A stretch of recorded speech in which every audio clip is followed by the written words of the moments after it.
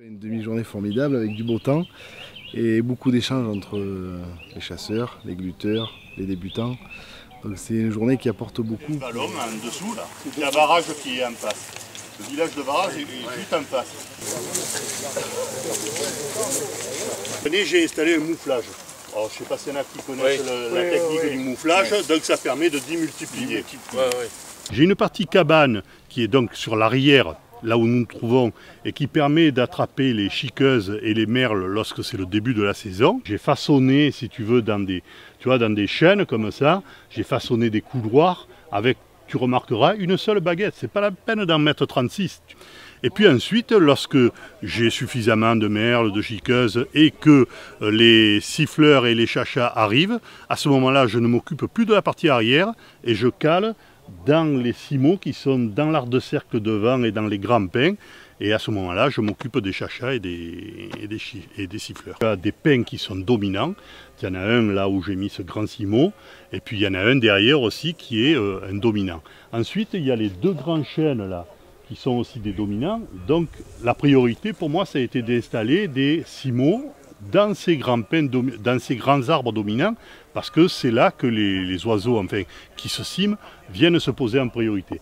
Après, j'ai profité de tout l'arc de cercle qui était devant là, pour mettre des plus petits cimaux, mais qui permettent comme ça de compléter toute la crête là devant de cimaux. Voilà. Aujourd'hui, j'ai appris à monter ça. J'espère, je vais essayer de le refaire. L'essentiel, c'est que ça fasse 8 pour que ça puisse rentrer dans la durée. Quand il vient l'oiseau, il se pose comme ça. Et le fait d'avoir la souplesse, il coince là, et ça ne va pas. Je débute un peu et bon conseil. J'ai essayé de me servir d'un peu de tout ce qui a été dit et bon, en espérant que ça fonctionne, quoi. Les échanges entre tout le monde, le conseil un peu de droite et de gauche, c'est bien, vraiment bien. J'ai beaucoup appris, après ce sera sur le terrain à essayer de se perfectionner. J'ai vu les techniques surtout de taille qui sont importantes pour les arbres et faire vivre nos traditions. Après l'amendement qui a été passé, je suis venu pour découvrir les différentes techniques de glu. D'un endroit à un autre. On va dire les meilleures, cette barre là, qui est devant. Celle-ci qui est entre les deux chaînes là, et celle qui est là-bas derrière, là, voilà. Ça, ce sont les meilleures. J'ai vu qu'il y avait un public varié, de jeunes et de moins jeunes. Hein.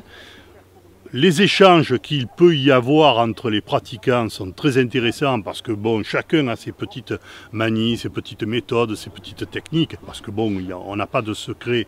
Si on veut faire perdurer cette activité-là, il faut accepter de partager des choses.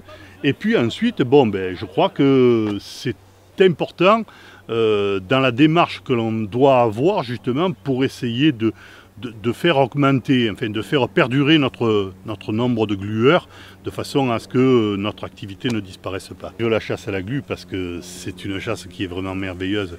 Même si moi il m'arrive de faire moute, ça m'arrive, mais c'est pas grave. J'ai passé 3 heures dans cette nature, dans cet environnement, je trouve que c'est merveilleux et ça, personne ne me le prendra.